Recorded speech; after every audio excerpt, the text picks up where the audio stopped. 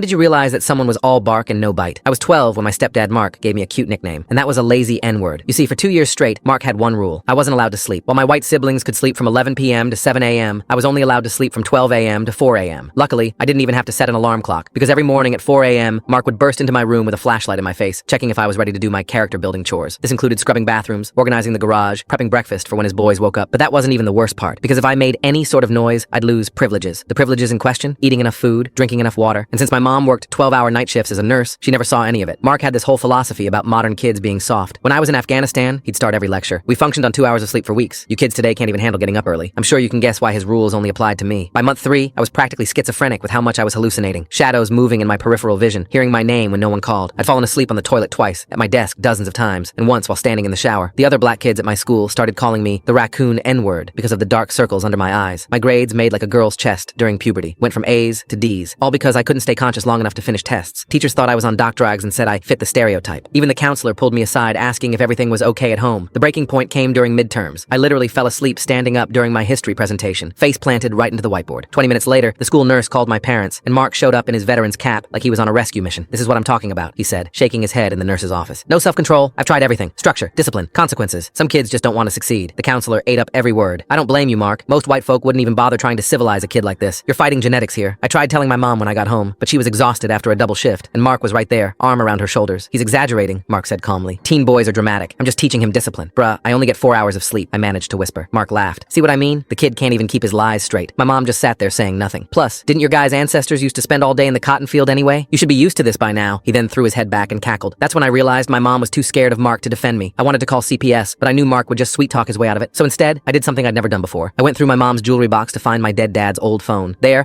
I found his brother Jerome's number. I texted him on my phone and asked if he wanted to go on a run with me at 4 a.m. Mark would be at his peak performance by then. When he agreed, I felt a chaotic excitement fill my veins. So on Thursday night, I made sure to be extra lazy at dinner. Dozed off twice, knocked over my water. Mark's eye twitched with anticipation. "Looks like someone needs extra motivation tomorrow," he said, his boys snickering. At 4 a.m. sharp, the flashlight hit my face. But this time, Mark brought props: a bucket of ice water and an air horn. He was so excited to abuse me that he didn't even hear the front door open. "Rise and shine, you lazy N-word," he cheered. "Today we're trying something new since you can't seem to be disciplined." He was then interrupted by the sound of my bedroom door creaking open. "What the F did you just call my nephew?" My uncle's voice bellowed through the house. Behind him, my cousins Deshaun and Terrell. Mark's flashlight swung toward them, his face draining color. This is breaking and entering." "Nah," Jerome said, stepping inside. "My sister gave me a key years ago, for emergencies." "You don't understand," Mark stammered. "I'm teaching him discipline." "Bad move." Terrell, all 6 feet 4 inches of him, stepped between them. "Go on, touch my cousin again. I dare you." "Get out of my house!" Mark screamed. That's when my stepbrother Connor appeared in the hallway. "Actually, Dad," he said, holding up his phone, "I think you should see what Chase and I have been recording. We're done pretending we didn't know what you were doing to him. Full story on channel, link below."